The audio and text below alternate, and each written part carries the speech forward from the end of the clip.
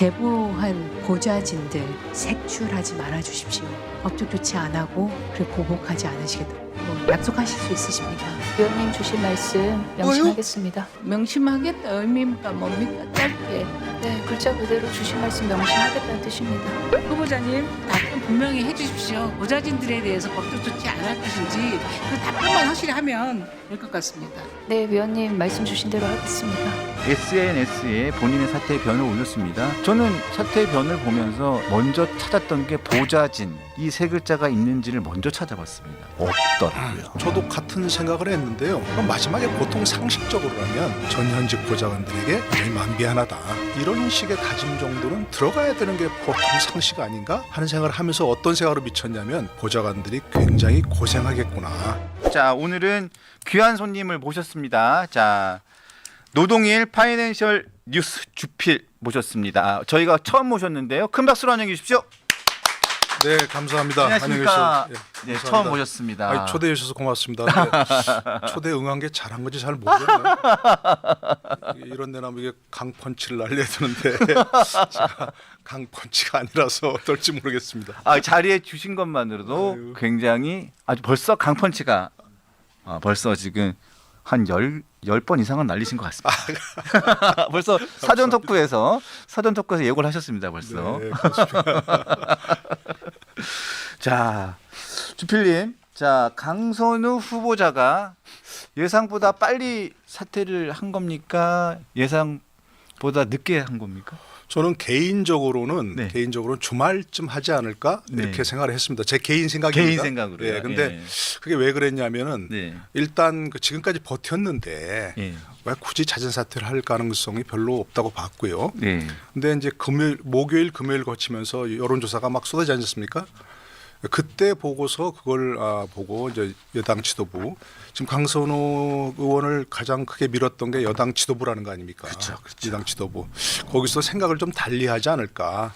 그래서 주말쯤 뭐 금요일 오후나 토요일쯤 하면 또 뉴스가 팍 죽어지니까 사라지니까.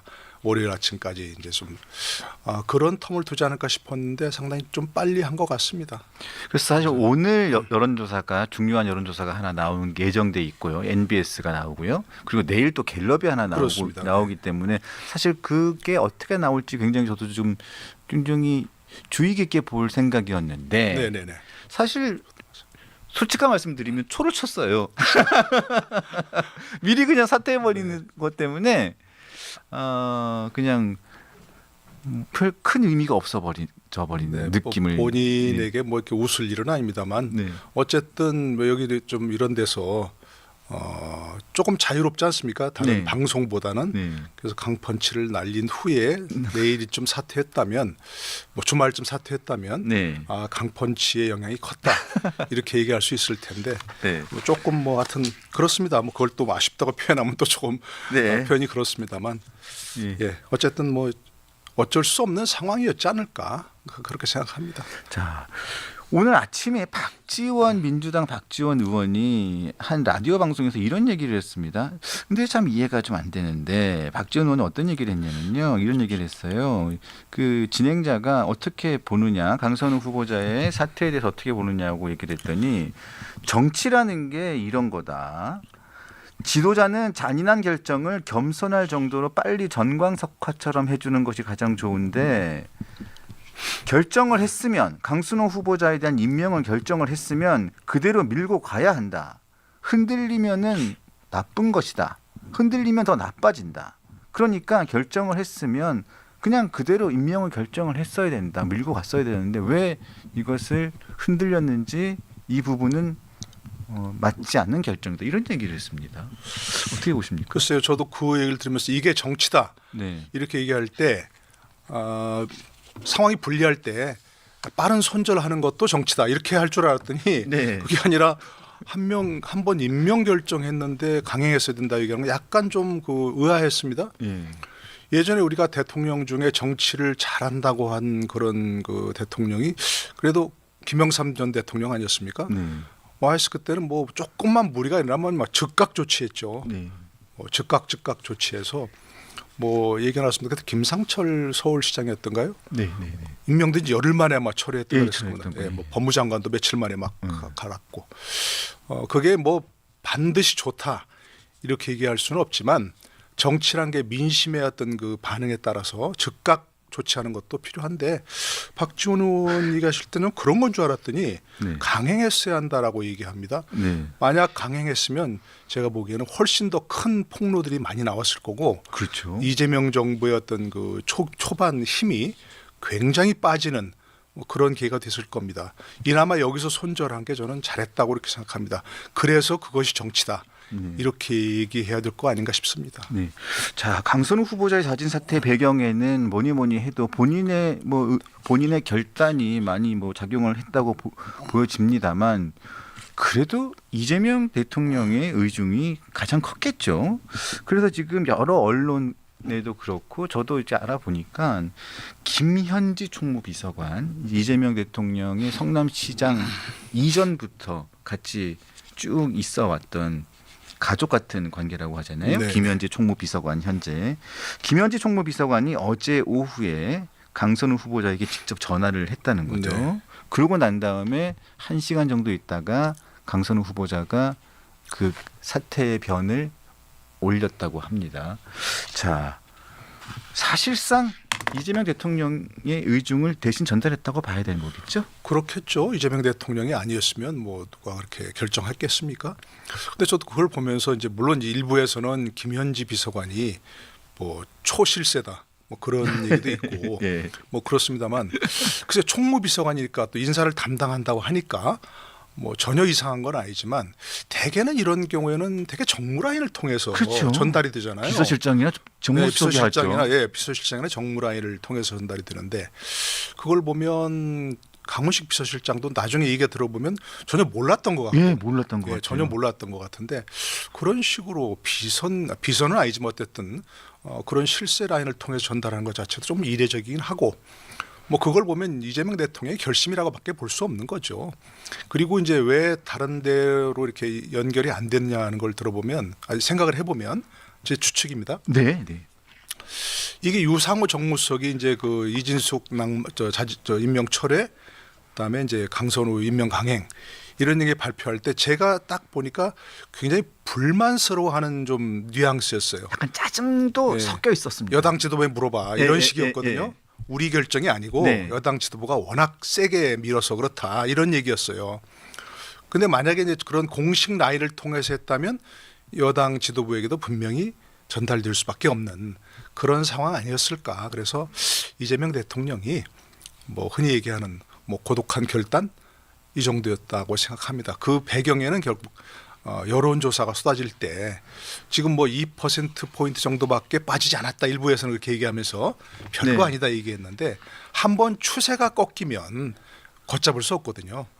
그렇기 때문에 그런 점에서는 특히 더 이상 견딜 수 없었고 또 여당 지도부에서 더 이상 옹호할 수 없었던 것은 보좌관들이 더 큰 폭로를 지금 예고하고 있었잖아요. 네, 네. 특히 이른바 여당 지도부에 관련된 그런 폭로도 있을 거다. 이런 얘기가 있었기 때문에 더 이상 옹호할 수 없는 지경에 이르지 않았나 싶습니다. 일각에서는 뭐 김병기 원내대표 설도 나오고 있으니 그건 설이니까요. 네. 확인된 건 아닙니다. 그냥 뭐 원내 지도부 얘기가 나왔었기 때문에 이게 미투 이야기로 번진다 이런 얘기가 있어서 그 부분을 꼬리를 자르겠다 이런 얘기도 있었습니다. 일단은 뭐 그런 부분도 있었다고 생각이 되어지고요. 그런데 저는 또 하나 좀 뭐 자꾸 제가 뭐 끈덕지를 잡겠다 이런 얘기는 아닌데 이제 대통령실의 총무비서관이라고 하면 원래 본연의 업무는 대통령실 내에 있는 행정관들, 비서관들 이 업무를 인사를 담당하는 게 총무비서관이고 네. 대통령실의 인사비서관은 공무원들 인사 또 대통령실과 교류하는 인사 그리고 공기업 인사 요거 하는 게 인사비서관이고 그리고 장관 차관 인사는 사실상 정무수석하고 대통령 비서실장 요 사람들이 하는 게 고유 업무지 않습니까? 네네네. 그런데 총무비서관이 네? 국무위원회 인사의 진퇴를 관련해 가지고 깊숙이 관련해서 직접 전화를 걸었다. 그리고 비서실장과 정무수석은 그 과정에서 사실상 패싱을 당했다. 저 이걸 보면서 사실 벌써부터 정권 초기부터 이렇게 운영이 된다? 사실 이거는 조금 바람직한 모양새는 아닌 것 같습니다. 저도 뭐 똑같이 생각을 합니다. 아까 말씀드린 대로 아무리 이제 정권에 숨은 실세를 하더라도 이런 식으로 하는 건 모양새가 좋지도 않고 네. 또 공식 라인이라고 하는 것을 활용을 해야 하고 할 수밖에 없는 그런 이제 대통령이 됐으니까 과거에 예를 들어서 뭐 당대표 정도 아니면 또 무슨 뭐 경기도지사라든지 성남시장 정도라면 뭐 그럴 수도 있다 싶지만 이제 대통령이 되셨으니까 그런 공식적인 라인을 이제 통해야 되는 거죠. 이런 것도 뭐 사소한 거라고 생각을 하실 수 있습니다만 이건 사소한 게 아니라고 생각을 하고요. 아까 말씀드린 대로 뭐 정무적인 문제니까 정무 라인을 통해서 하시든 아니면 또 비서실장을 통해서 하든 그렇게 해야 되는 거고 아울러서 함께 지적을 하자면 제가 조금 의아하게 생각한 것 중에 하나는 우리나라 헌법에 보면 분명하게 국무위원은 국무총리의 배청을 받아서 대통령이 임명한다고 되어 있습니다. 그렇죠. 네. 그런데 김민석 총리가 임명되기도 전에 다 국무위원들 많이 발표했거든요. 네, 발표했죠. 이미 이제 되고 난 다음에는 저기 좀 다르집니다만 우리가 그동안 어떻게 했냐면 형식적으로라도 물론 대통령이 다 픽하는 거지만 네. 대통령의 의중에 있는 사람이긴 하지만 다 국무총리의 형식적인 제청이라도 받았습니다. 그렇다면 이거는 그런 형식적인 절차를 밟았는가 하는 의문이 좀 있었거든요. 네. 그러니까 이게 아무것도 아닌 거라고 생각할 수 있지만 그렇지 않다. 이제 대통령이 되셨으니까 국정 운영은 그런 공식적인 통로를 공식적인 절차를 밟아서 하셔야 된다 하는 걸 조금 얘기하고 싶습니다. 네. 예. 자, 이제 사태 배경에 대해서는 조금 더 이따가 더 다른 사안에 대해서 여쭤보도록 하고요. 일단은 사태 내용으로 들어가서 한번 살펴보도록 하겠습니다. 자, 진 사태를 밝히면서 그 SNS에 본인의 사태의 변을 올렸습니다. 근데 사태의 변을 놓고도 저는 사태의 변을 보면서 먼저 찾았던 게 보좌진 이 세 글자가 있는지를 먼저 찾아봤습니다. 아 예. 없더라고요. 없었습니다. 그래서 다시 한번 읽어봤습니다. 읽어봤는데 국민께 사죄 그리고 이재명 대통령에게 죄송한 마음 그리고 함께 비를 맞아준 민주당에게 큰 부담을 지어드렸다. 그리고 성찰하겠다. 죄송했다. 이런 얘기인데 저는 이걸 보면서 정작 미안하고 죄송해야 할 사람은 따로 있는데 그 사고가 없습니다. 뭐 저도 같은 생각을 했는데요. 그러니까 뭐 국민 제일 처음에 국민 대통령 당 뭐 좋은 순서를 밟은 거라고 생각합니다. 그럼 마지막에 보통 상식적으로라면 저로 인해서 마음 고생이 심했을 보좌관들 전현직 보좌관들에게 굉장히 마음 미안하다. 앞으로 좀 더 잘해보자. 이런 식의 다짐 정도는 들어가야 되는 게 보통 상식 아닌가 하는 생각을 하면서 어떤 생각으로 미쳤냐면 이 보좌관들이 굉장히 고생하겠구나. 그러니까요. 네, 그걸 꼭 뭐 보복이라고 표현하긴 그렇습니다만 어쨌든 후과가 좀 있겠구나 보좌관들에게. 특히 전직 보좌관들 이 문제를 폭로했던 보좌관들 지금 뭐 누구나 다 특정이 돼 있지 않습니까? 예, 특정해서 있죠. 이분들도 참 고생할 거 아닌가 하는 생각이 들어서 좀 그러지 마셨으면 좋겠다 하는 그런 좀 당부를 하고 싶습니다. 네. 그래서 바로바로 얘기가 나오는 게 그 인사청문회 과정에서 야당 의원들이 보복을 할 것이냐, 색출을 할 것이냐 이 부분에 대해서 수차례 질문을 했는데도 그냥 의원님의 말씀을 명심하겠다 이 얘기만 계속 반복을 하다 보니까 보다 못해서 민주당 출신의 조국 혁신당 의원이 보다 못해서 아니 그렇게 하지 말고 보복하지 않겠다고 얘기를 하라라고 하니까 그때서야 하지 않겠다라고 마지못해 답했던 기억이 납니다. 근데 제가 봤을 때는 이거 보복을 당할 수도 있다는 그런 불안감에 떠는 보좌진들이 있다고 합니다. 그러니까요. 예. 네. 저도 그런 생각을 했는데요. 근데 이거 참 사퇴하신 분한테 자꾸 이런 얘기하는 걸 죄송하긴 한데 우리가 이제 이런 것으로 다 매듭지어졌다 이렇게 생각하기보다는 이런 걸 어떤 그 장래 국정이라든지 이런 데에서 좀 교훈으로 삼을 수 있지 않겠는가 하는 것 때문에 얘기한다고 좀 생각했으면 좋겠고요. 저도 그 문제 굉장히 좀 의아했어요. 그리고 그 과정에서 이른바 거짓 증언 논란까지 있었지 않습니까? 그렇죠. 보복하시겠다고 하지 않느냐니까 그런 적 없다고 했는데 그 민주당 의원들 단톡방에 네. 보니까 뭐 법적 조치 이렇게 얘기해놨던 게 드러났지 않습니까? 네. 그건 엄밀하게 말하면 허위 증언입니다. 그런데 그걸 뭐 굳이 꼬투리 잡을 필요는 없지만, 그러니까 그걸 보고 저도 아까 말씀드린 보좌관한테 이런 방법 언급 없는 걸 보면서 보좌관들 좀 고생하지 않을까 하는 생각이 제가 했다니까요. 그래서 그런 면에서도 본인 얘기하신 것처럼 마지못해 했지만 어쨌든 공언하신 거거든요. 보복하지 않겠다. 얘기했으니까 뭐 전현직 보좌관들에게 이걸 뭐 큰 교훈으로 삼겠다고 했지 않습니까? 성찰하면서 살아가겠다고 했으니까 조금 성찰하시는 계기로 삼아야지 한번 두고 보자 이렇게 하는 것보다는 본인에게도 그렇고 뭐 민주당에도 그렇고 여러 가지로 좀 도움이 되는 방향으로 좀 했으면 좋겠다 하는 생각입니다. 네.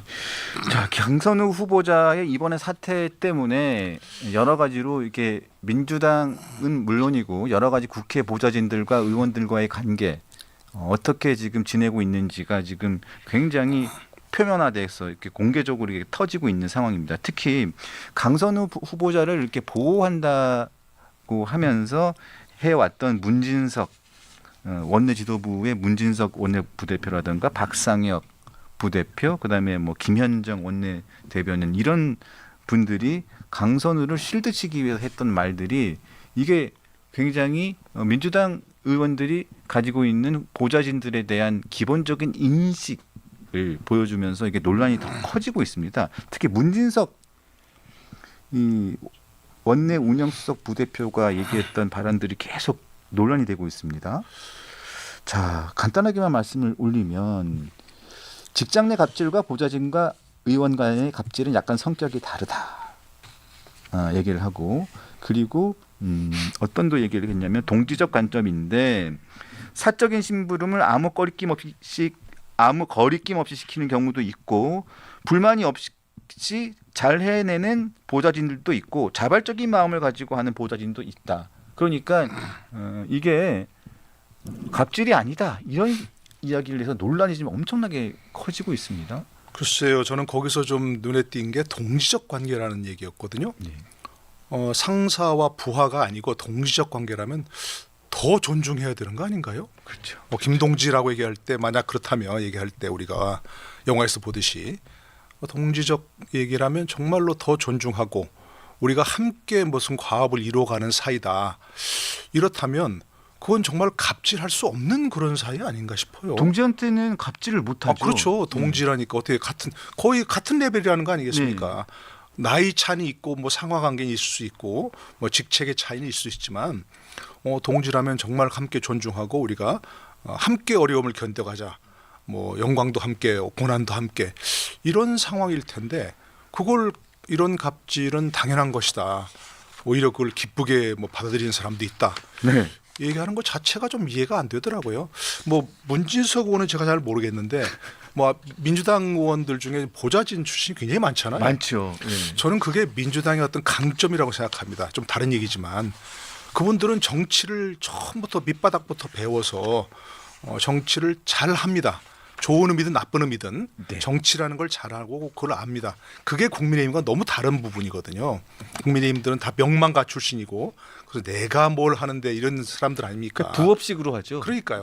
이건 또 하나의 어떤 뭐 나중에 비석에다가 쓸 수 있는 네. 뭐 타이틀이라고 생각하고 하는 네. 그런 사람이 많아요. 네. 그렇기 때문에 목숨 걸고 안 합니다. 네. 근데 그런 분들이 느낄 때 저희도 지금 요즘에 직장에서 굉장히 주의하거든요. 말 한마디를 해도 아차 싶을 때도 있고 그래서 이거 그 심각한 얘기 아니 그냥 농담이야라고 반드시 얘기를 합니다. 예. 그럴 정도로 지금 바뀌었거든요.